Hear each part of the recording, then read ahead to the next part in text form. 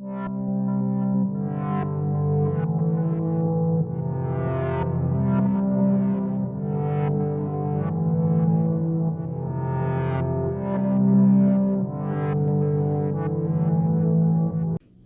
everybody, it's Miss G.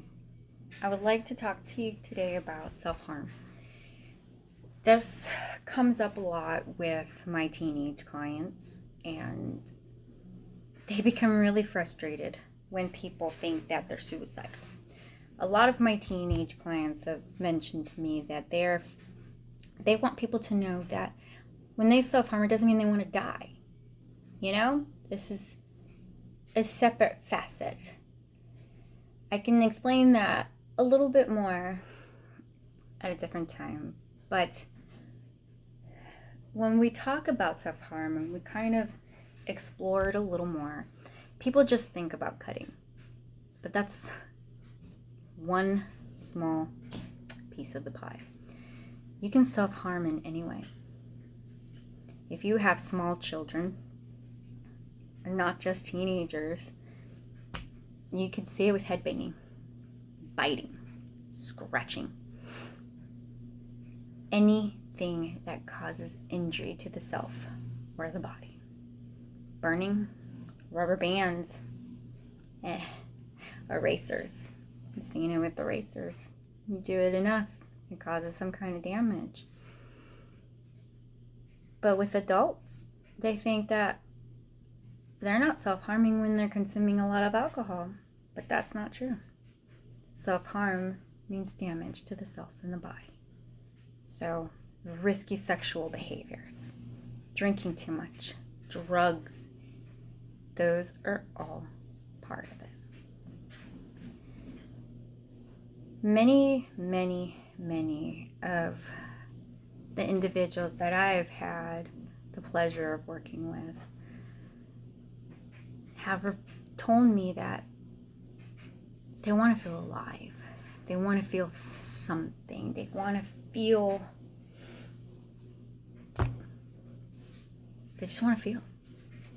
So most of the time, when you want to think about self-harm, if you're confused, if you have a teenager, if you have somebody at home that's doing it and you don't know how to talk to them about it, it's getting the concept in your head that they don't feel.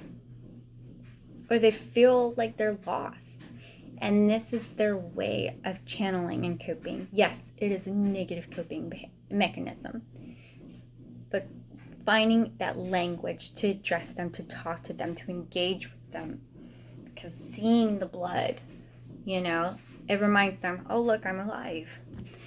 Feeling the endorphins, the rush that is released from your body.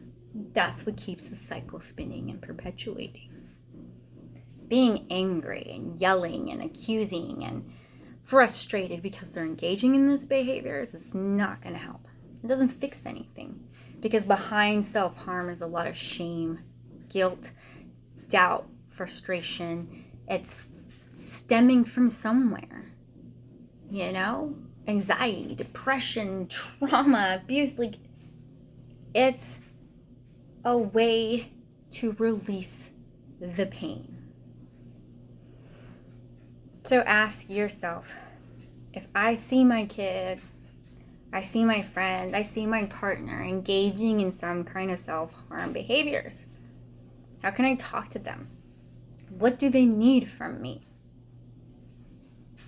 Now, if you engage in self-harm behaviors and you haven't found any kind of coping mechanisms, there's lots of different techniques to try. Not all of them work for you. You have to find the one that fits you best. I know a lot of my younger teenage girls, they'll start off with the red pens, draw on yourself. Push that pen down hard. Create art. Create words. Release it that way. We've used ice cubes that are dyed with Kool-Aid or whatever. Because when you squeeze the ice cubes and it starts to numb and you feel the pain in your hand, it starts to melt and you see the red, that mimics the blood. I'm not a big fan of the rubber band technique, so if you've heard that before, my clinical opinion, I don't like it because it can also be used for self-harming purposes. So that's all I'm going to really say right now today about self-harm. I'll go a little bit further in to the topic of suicide and suicidal ideation and like kind of how they interplay together in another video. Just remember, you're not alone.